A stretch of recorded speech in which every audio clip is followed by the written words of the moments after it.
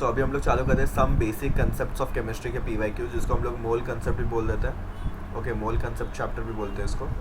तो देखते हैं क्या है। Significant figures, laws of chemical combination और मोल कंसेप्ट के ऊपर बेस्ड है। Okay, 1 mole of carbon atom weighs 12 gram. Okay, the number of atoms in it is equal to, कितने एटम्स है 12 ग्राम में। देखो एटम्स के लिए आपका फॉर्मूला क्या है, एटम्स का फॉर्मूला क्या होता है आपका, मोल इंटू Na इंटू एटोमिसिटी। मोल इंटू Na इंटू एटोमिसिटी, ये आपका एक फॉर्मूला हो गया एटम्स के लिए। तो मोल कितना हो गया कार्बन का, मोल क्या है, mass upon molar mass 12। Okay, Na into atomicity 1 है, तो ये कट Na। ओके, तो Na को हम लोग क्या लिख सकते हैं, 6.022 इंटू 10⁻23। तो ऑप्शन नंबर 1 हो जाएगा इसका आंसर। भले ही बहुत सिंपल क्वेश्चन लग रहा हो, फिर भी इसको करके देखो, okay.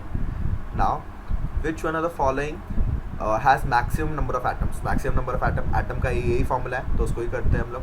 1 gram of magnesium. Okay, तो मोल क्या आ जाएगा, मैग्नीशियम का अगर एटम निकाला जाए 1 gram of magnesium, mole atomic mass 24 है, Na एटोमिसिटी 1 ही आ जाएगा, तो ये आ जाएगा Na/24। फिर आपके क्या दिया है, O2 क्या 1 ग्राम ऑफ O2। देखो एक O का मास 16 है, तो O2 का 32 आ जाएगा, ये याद ध्यान में रखना। Na इंटू, तो Na/वेट, इधर 2 आ जाएगा ना, क्योंकि 2 एटोमिसिटी है, क्योंकि 2 एटम्स है, डायटोमिक है, तो 2 एटोमिसिटी आ जाएगा। तो इसमें Na अगर 2 से कैंसिल कर देंगे तो Na/16 आ जाएगा। फिर नेक्स्ट क्या है, Li के लिए 1 ग्राम अपॉन 7 इंटू Na मतलब एटॉमिक मास इंटू 1, तो Na/7 आ जाएगा आपका। और फिर आपका next is Ag is 1 gram upon 108 into Na into 1 is equal to Na/108। तो आपका अच्छा, the following is maximum atoms maximum होने के लिए डिनोमिनेटर सबसे कम किस में दिख रहा है, Li के केस में। तो Li का केस कौन सा ऑप्शन है, थर्ड वाला, तो option number C would be the correct answer. The number of moles of hydrogen molecule required to produce 20 moles of ammonia through Haber's process। पहली बात तो आपको Haber's process का क्या याद होना चाहिए, reaction N2 plus H2 gives NH3, इसको बोलते हैं Haber's process। Okay, Haber's process is the synthesis of ammonia। Ammonia synthesis का रिएक्शन का नाम है Haber's process। अभी कैलकुलेट कर लो, 2NH3 और 3H2, ये हो जाएगा उसका पूरा balanced equation. Okay, balanced equation की अगर बात करेंगे हम लोग, तो यहाँ पे जैसे क्या बोला है, कितना 20 मोल्स ऑफ अमोनिया, 20 मोल्स। तो कितने मोल्स ऑफ हाइड्रोजन चाहिए, देखो 3 मोल से 2 मोल अमोनिया बनता है, तो इधर 20 है, 10 से मल्टीप्लाई, तो ये भी 30, तो 30 moles of hydrogen would be required for the formation of 20 moles of ammonia. तो option number C would be the correct answer. Okay, unitary method भी लगा सकते हो, वही लगाया हम लोग actually. In which case the number of molecules of water is maximum. Water molecules maximum कहाँ है, आंसर ऑप्शंस कुछ ऐसे दिए हैं, देखते हैं। तो देखो अभी एटम्स का हम लोग ने फॉर्मूला क्या पढ़ा, एटम्स का होता है N इंटू Na, ये N मतलब moles into Na into atomicity, ये हो गया एटम्स का। अभी अगर हम लोग इसकी बात करें मॉलिक्यूल की, मॉलिक्यूल का फॉर्मूला क्या होता है, N इंटू Na। तो हम लोग एटम के फॉर्मूले को और क्या लिख सकते हैं, क्या, मॉलिक्यूल्स इंटू एटोमिसिटी। तो ये सब फॉर्मूलेज है, एक फॉर्मूला याद रखो, बाकी सब आप डिराइव कर सकते हो। तो हमें क्या चाहिए इस केस में, मॉलिक्यूल चाहिए, तो मॉलिक्यूल देखते हैं।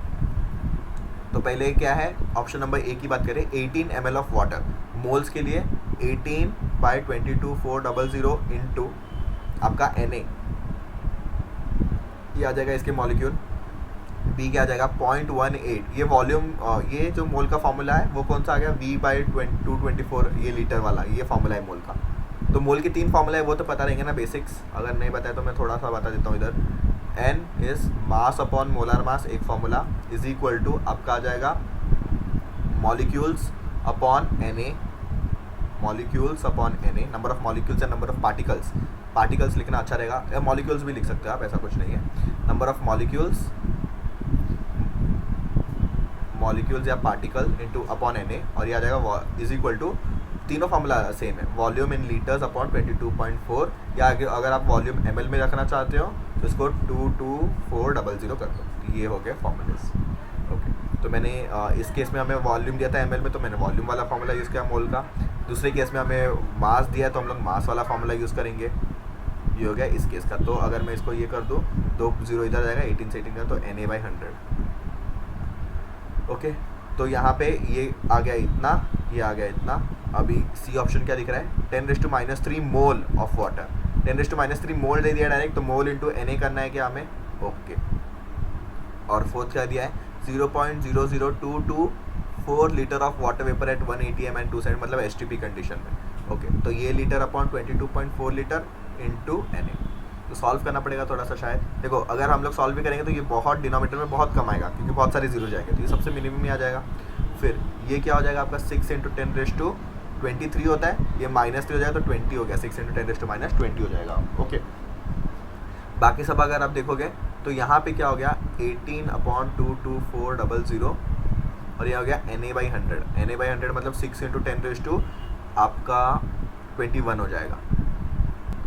तो आपका ये ऑप्शन नंबर 1 अगर आप कैलकुलेट करना चाहो, इसमें आपको दिख रहा है कि 10⁻²। ऑप्शन नंबर बी में आप लिख सकते हो 10⁻² Na। ऑप्शन नंबर 3 में डायरेक्टली आप दिख रहा है कि 10⁻³ Na। इसमें दिखेगा आपको, अगर मैं एक जीरो से कितना जीरो, 1 2 3 4 5 जीरो करूँगा तो इधर एक जीरो कैंसिल हो जाएगा, तो Na/10⁴ आएगा, तो इधर आ जाएगा 10⁻⁴ Na ऑप्शन नंबर 4 के लिए, ओके।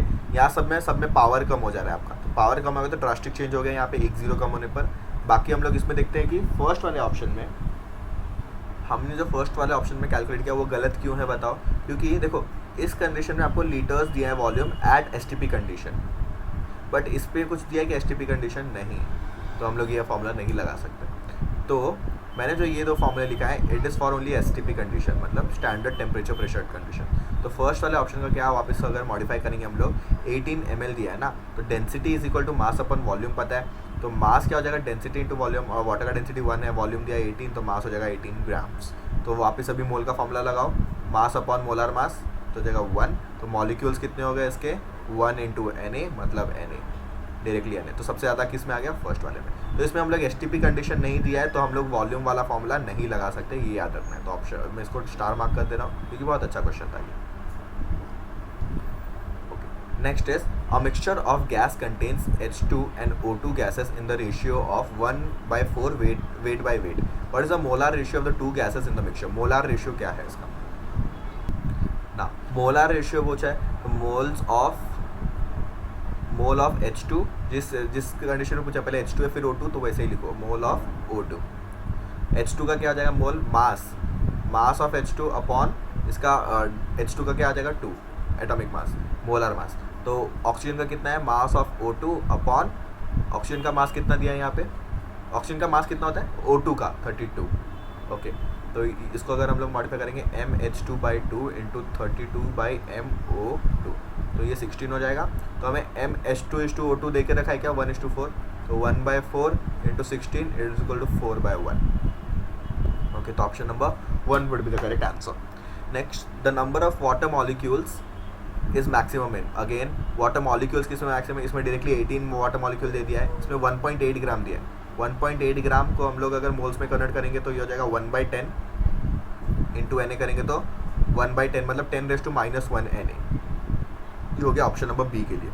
सी का अगर बात करें 18/18 इंटू 1 इंटू Na, तो ये हो जाएगा 18/18, ये आ गया 1 और Na, तो ये आ जाएगा Na मतलब Na मॉलिक्यूल्स है, 18 मोल्स ऑफ मॉलिक्यूल्स, तो 18 मोल इंटू Na, 18 Na मॉलिक्यूल्स। तो सबसे ज़्यादा किस में दिख रहा है आपको, सबसे ज़्यादा आपको 18 मोल्स ऑफ वाटर में दिख रहा है, क्योंकि देखो सिर्फ इसमें 18 मॉलिक्यूल है, 18 मॉलिक्यूल है इसमें कितना है 18 इंटू 6.22 इंटू 10⁻23, ऐसा मत खाली ऐसा देख के मत करोगे, 18 मॉलिक्यूल से वही मैक्सिमम हो जाएगा। बी वाले में 10 मतलब 0.1 भी बोल सकते हो इसको, 0.1 Na है, इसमें सिर्फ Na है, इसमें 18 इंटू 6 उसका 10⁻23, तो option number D would be the correct answer. Maximum पूछा है ना। If Avogadro number of Na is change from 6 into 10⁻23 से अगर हम लोग ने 20 कर दिया, this would change the definition of mass in unit gram, the mass in 1 mole of carbon, the ratio of chemical species in each of the balanced reaction, the ratio of elements to each other in the compound. It will the change would occur in the mass of carbon, क्योंकि हम लोग Na के definition में हम लोग क्या use करते हैं, मास ऑफ कार्बन का मास यूज़ करते हैं ना, तो कार्बन का मास ये हो जाएगा, तो 7th का option number B would be the correct answer, okay. Mass of carbon would decrease या चेंज हो जाएगा, इसमें आप बोल सकते हो। नेक्स्ट क्वेश्चन क्या बोल रहे हैं इसमें, okay. when 22.4 liter of H2 is mixed with 11.12 liter of Cl2 at STP.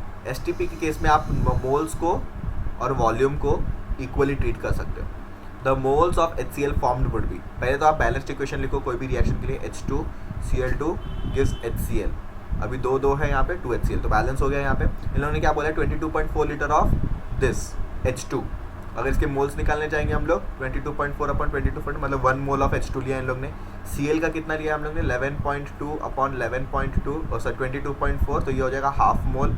और इसका हमें ढूंढना है कितना बनेगा. देखो अगर हम लोग स्टोइकियोमेट्री की बात करेंगे तो 1 mole of H2 reacts with 1 mole of CO2 to give 2 mole of HCl. इसमें क्या सेम रेशियो में 1 नहीं, तो लिमिटिंग कौन सा है, लिमिटिंग रेशियो कैसे निकालते हैं, लिमिटिंग रिएजेंट कौन है इसमें से, लिमिटिंग रिएजेंट है. देखो कैसे निकालना है, लिमिटिंग रिएजेंट के लिए आपको मोल रेशियो निकालना पड़ेगा. मोल रेशियो कैसे निकालते हो, मोल रेशियो इज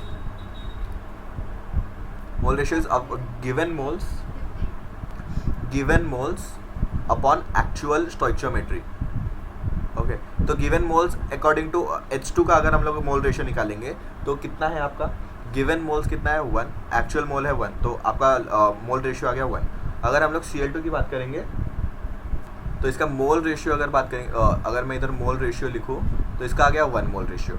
बट अगर Cl2 की मोल रेशियो की बात करें हम लोग, गिवन मोल्स कितना है हाफ, एक्चुअल मोल्स कितना आना चाहिए 1, तो लिमिटिंग रेशियो आ गया 1, सॉरी लिमिटिंग रेशियो नहीं, मोल रेशियो आ गया हाफ. तो जिसका मोल रेशियो कम आएगा तो वही हो जाएगा LR.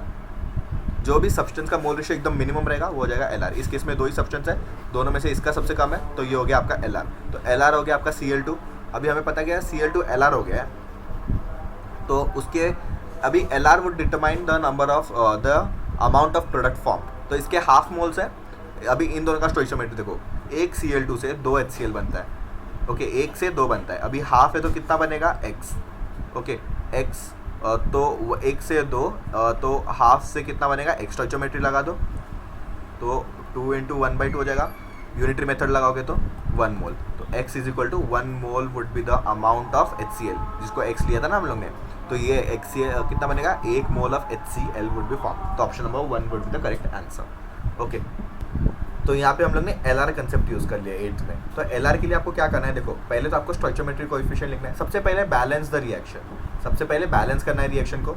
ओके, बैलेंस करोगे रिएक्शन को, फिर उसका स्टोइकियोमेट्री रेशियो लिखोगे, जैसे कि हम लोग ने 1, 1, 2 लिखा जो नॉर्मल कंडीशन में रहेगा. फिर आप लिखोगे गिवन वाले मोल्स का रेशियो, गिवन मोल्स का रेशियो. उसके बाद आप निकालोगे मोल रेशियो, ये थर्ड हो गया, ये फोर्थ. फिर आप निकालोगे मोल रेशियो. मोल रेशियो में आपको पता चलेगा LR, जिसका मोल रेशियो लीस्ट वो हो जाएगा LR. And LR will determine the product, amount of product, या तो दूसरे रिएक्टेंट कितने बचे, रिएक्टेंट कितना बचेंगे, remaining reactant, amount of product या रिमेनिंग रिएक्टेंट कौन डिटरमाइन करेगा, LR. तो LR की वजह से ही हो जाएगा. तो इसमें भी देखो, अगर आपको रिमेनिंग, अगर आपको पूछा रहता है कि हाइड्रोजन कितना बचेगा, देखो अगर हाफ मोल ऑफ ये यूज़ हुआ और इसका 1 मोल बना, ओके 1 मोल बना, तो हाफ मोल ऑफ अगर CO2 यूज़ हुआ तो इसमें से हाफ मोल ही यूज़ हुआ रहेगा क्या, क्योंकि 1 से 1 रिएक्ट करता है तो हाफ से हाफ रिएक्ट करेगा एंड हाफ वुड रिमेन. ऐसे ही यूज़ करना है. तो LR will determine the amount of reacted remaining and the amount of product form. तो आपको पहले LR ढूंढना पड़ेगा. अगर 2 रिएक्टेंट है हमेशा ढूंढो LR है कि नहीं, अगर नहीं है तो सिंपल केस है, अगर LR है तो वही डिटरमाइन करेगा आगे के प्रोडक्ट का आपका अमाउंट.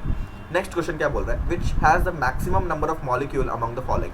मॉलिक्यूल का फॉर्मूला क्या बोला था हम लोग ने, N × Na. मॉलिक्यूल का फॉर्मूला बोला था N × Na. तो फर्स्ट वाले का देखो 44 ग्राम ऑफ CO2, तो 44 ग्राम दिया है और 44 उसका कार्बन डाइऑक्साइड का मास भी रहता है, इनटू Na, तो हो जाएगा 1 Na. सेकेंड का ऑप्शन का क्या है, 48 gram of O3, 48 gram O3 का मास कितना आता है 48 Na, तो ये हो जाएगा 1 Na अगेन. थर्ड में 8 ग्राम ऑफ H2, 8 ग्राम दिया है और हाइड्रोजन का H2 का मास कितना रहता है 2, तो ये कट के हो जाएगा 4 Na. ओके, और यह क्या दिया है डी ऑप्शन में, फोर्थ ऑप्शन में आपको दिया 64 ग्राम ऑफ SO2, SO2 का मास कितना रहता है 64 और Na, तो ये आ जाएगा वापस Na. तो इसमें से सबसे ज़्यादा किसका है 4 Na, ऑप्शन नंबर 3 हाइड्रोजन का. The number of atoms in 0.1 mole of try atomic gas is. Okay, देखो इन लोग ने एटम का हम लोग ने पढ़ा है कि एटम का क्या रहता है, एटम का फॉर्मूला क्या है, atomicity into N into Na. Atomicity क्या दिया, ट्राई एटॉमिक तो 3 हो जाएगा, मोल कितना दिया है 0.1 इंटू Na। ओके तो अभी हम लोग 3 इसको 10 लिख सकते हो, इसको 6.022 इंटू 10⁻23। ओके ये 10 इधर चला जाएगा तो हो जाएगा आपका 22, तो ये 6 से मल्टीप्लाई करो तो 18.0266 ऐसा कुछ आ जाएगा।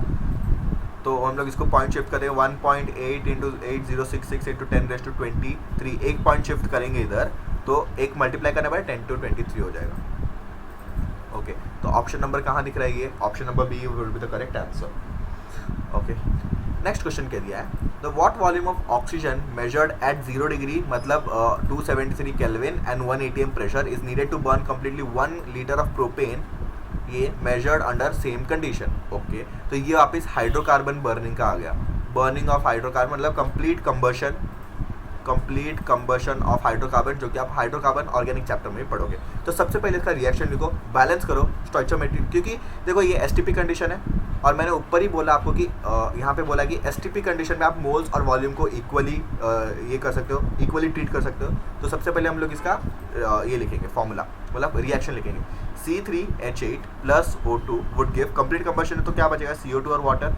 अभी बैलेंस कर दो, 3 कार्बन है 3 है, 8 हाइड्रोजन है, इधर 4 हो जाएंगे तो 8 हो जाएंगे।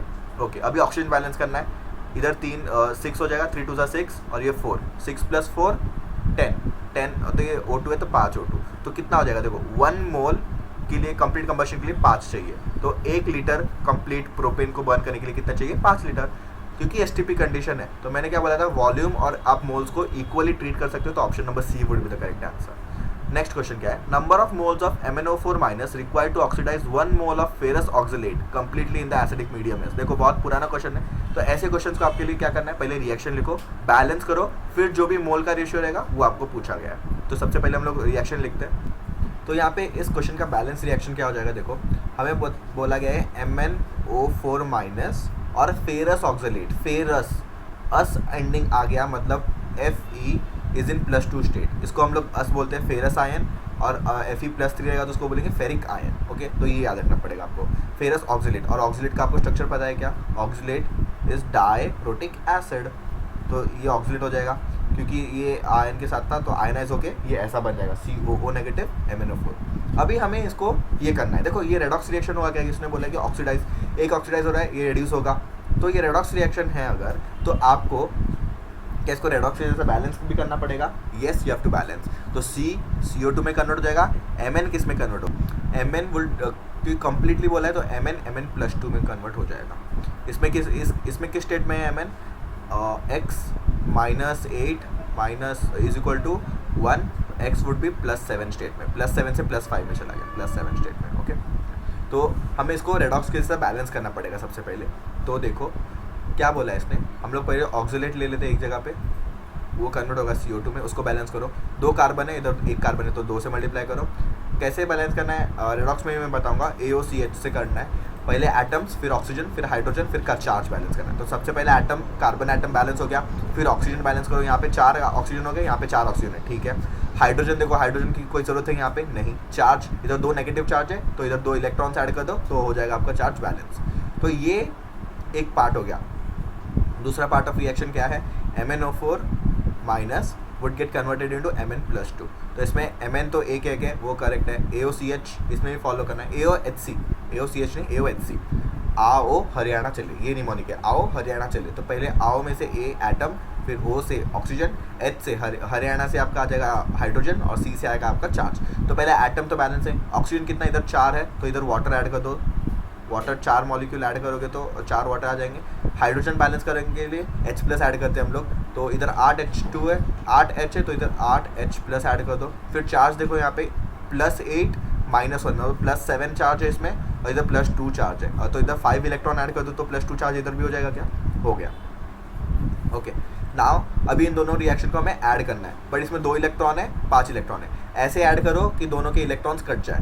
तो हम लोग इसको मल्टीप्लाई कर देंगे 5 से, इसको मल्टीप्लाई कर देंगे 2 से, तो इसको 5 से मल्टीप्लाई करो तो 5 से मल्टीप्लाई करो तो C 5 × C oxalate ion gives 10 CO2 + 10 electrons, और इसको 2 से मल्टीप्लाई करेंगे तो 16H+ प्लस आपका 2 MnO4- +10 इलेक्ट्रॉन्स, फिर product side 2 × 2 MnO4 plus 8 H2O।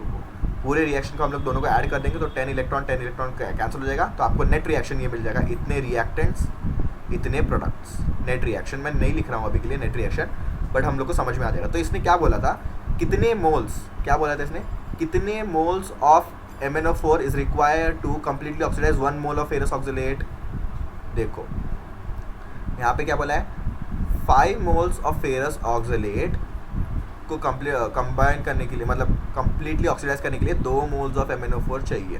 तो 1 मोल के लिए क्या आ जाएगा, अगर 5 मोल को ऑक्सीडाइज करने के लिए 2 मोल चाहिए, तो 1 मोल के लिए x, तो यूनिटरी मेथड लगा देंगे, x वुड बी 2/5, 2/5 क्या होता है 0.4 मोल। तो ऑप्शन दिख रहा है क्या कुछ 0.4 जैसा, तो 0.4 मोल सेकंड ऑप्शन में दिखा है, तो 12th का second option is the correct answer. तो ये मोल कंसेप्ट पे बेस्ड तो थोड़ा ही था कि ये यूनिटरी मेथड, ये जितना पार्ट था यूनिटरी मेथड का, this was only the mole concept वाला पार्ट, बट बाकी किसका पार्ट था, बाकी था आपका रेडॉक्स, सबसे मेन वाला पार्ट था रेडॉक्स। अगर आप इक्वेशन बैलेंस नहीं कर पाए तो आप कुछ भी नहीं कर पाओगे इस इक्वेशन में। तो मैंने इसमें जो आपको बताया technique, okay, electron balancing, ion electron balancing method, आओ हरियाणा चले ये वाला, ये रेडॉक्स चैप्टर में भी आपका यूज़ होगा, रेडॉक्स चैप्टर में भी आपका यूज़ हो जाएगा बहुत सारे अच्छे से, वहाँ पे भी मैं और एक बार बता दूंगा, बट अभी के लिए 0.4 इज द आंसर होगा। नेक्स्ट क्या है, volume occupied by 1 molecule of water, density इतना दिया है, ओके, वॉल्यूम कितना occupied by 1 mole of water, 1 molecule of water. तो ये क्वेश्चन में क्या बोला है, देखो इसमें डेंसिटी ये क्यों दिया, डेंसिटी इज इक्वल टू 1 ग्राम। देखो डेंसिटी क्या होता है, मास अपॉन वॉल्यूम, तो इसने बोला 1 ग्राम पर सेंटीमीटर क्यूब, तो मतलब 1 ग्राम का वॉल्यूम कितना है, सेंटीमीटर क्यूब, 1 सेंटीमीटर क्यूब। तो हमें 1 मॉलिक्यूल वाटर का पूछा है क्या, तो 1 मॉलिक्यूल वाटर में कितना ग्राम है वो पहले निकालना पड़ेगा। देखो 1 मॉलिक्यूल क्या होता है, molecule is equal to mole into Na, अभी हम लोग ने पढ़ा। तो मॉलिक्यूल, एक मॉलिक्यूल दिया है, तो मोल कितना आएगा, उसका मास हमें ढूंढना है ना, mass of water in this, तो m मान लेते हैं उसको, वाटर का मोल्स के लिए 18 आ जाता है, और ये Na, और ये तो 1 है, यही दिया ही है। तो अगर मुझे ये मास ऑफ वाटर चाहिए तो m 18 इधर चला जाएगा और नीचे Na आ जाएगा। तो इतने मास में कितना वॉल्यूम रहेगा वो ढूंढना है हमें। 1 ग्राम में अगर ये है तो इतने ग्राम में, क्योंकि ये ऑब्वियसली ग्राम में ही रहेगा, क्योंकि मोल्स तो हमेशा ग्राम में आएगा ना, मास अपॉन मोलर मास, तो ग्राम अपॉन ग्राम कट होके फिर Na आएगा। तो इतने ग्राम में कितना आएगा, तो यूनिटरी मेथड 1 ग्राम में 1 cc, तो 18/Na ग्राम में कितना cc, यही तो पूछा है। तो ये ग्राम से ग्राम कैंसिल, अगर हमने डिवाइड करें, x इज इक्वल टू आ जाएगा 18/Na grams, 18/Na centimetre cube. अगर हम लोग को सिंप्लीफाई करना है ऑब्वियसली, तो देख लो 18/6.022 इंटू 10⁻23, ये ऊपर जाके आ जाएगा 10⁻⁻23। तो खाली एक्सपोनेंट के हिसाब से हो रहा है क्या, नहीं, सब में -23 है, तो आपको ये सॉल्व करना पड़ेगा। तो अगर मैं रफली देखूं तो 6 1 6 3 हो जाएगा, 3 कहाँ दिख रहा है, ऑप्शन नंबर सी में ही दिख रहा है, तो ये हो जाएगा option number C correct. Again very good question, क्योंकि हमें इसमें थोड़ा सा आपका यूनिटरी मेथड लगाने के लिए ये याद रखना है। मुझे तो यूनिटरी मेथड सबसे अच्छा जमता है, क्योंकि उसमें आप आसानी से बिना कोई एरर से आप सॉल्व कर सकते हो। बाकी कोई मेथड रहेगा तो भी आप फॉलो कर सकते हो उसमें, ओके। तो यहाँ तक देखते हैं, उसके बाद चालू करेंगे हम आगे के क्वेश्चंस नेक्स्ट वीडियो में।